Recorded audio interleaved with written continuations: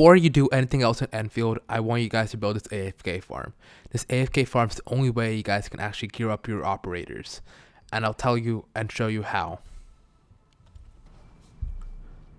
So you guys might be asking, why do I want you to make this AFK farm as soon as possible? Well, the reason is because this AFK farm gives you green disc components, and these disc components are pretty important. You guys want to equip your characters, right? And you put artifacts on them, make them as powerful as possible. Well, in order to craft the green artifacts, like the lowest cut tier of artifacts on your characters in Enfield, you need these green disc plates. And if you can set up this farm, as soon as you log in every day, you already have an abundance of these disc plates for the characters you get now and into the future. And as you level up, you'll have to make different AFK farms. For example, right now, I've progressed my account enough to the point where now I've unlocked blue disc plates to craft blue gear, gear instead of green gear.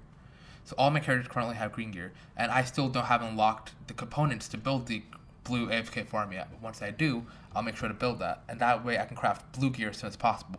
But for you guys, day 1 or day 2 Arknights players, you guys want to craft this AFK farm as soon as possible for your green components. That way you can start gearing your characters as soon as possible.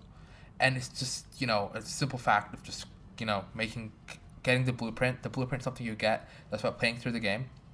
The game forces you to play a tutorial and get the blueprint to make this AFK farm, and you guys just have to build the AFK farm according to the blueprint that the game tells you. So I encourage you to get to grind the story as soon as possible through all 4 chapters. That gets you all the pulls you need to get your first 6 star anyways, so you should be doing that day 1 or day 2, and then set up the AFK farm as soon as possible, because it really will help you. Okay, so the first component of your AFK farm is going to be your electric drills. The electric drills automatically drill ore for you, and they import ore all the way back to your depot, or like basically your inventory, without you actually having to physically go and farm it. So it's like an AFK drill farm, and that's the first thing you have to set up. So if the electric drill is something unlocked just by playing the story, so I encourage you to play the story until you unlock it, and then to set up those drills as soon as possible. And I'll show you the way I set it up during story. Okay guys, as you saw there, we already placed the electric drills on top of the respective deposits. And then after that, I place an electric pylon down. So I want you guys to keep 2 things in mind. This is my only advice for you. Electric pylons distribute electricity and help plug things into the power grid. Well, relay stations house electricity. So once I put those pylons down, pylons have a small radius, so I put them down near the drills. I have to run over to the relay station, grab a power cable, and then plug them in.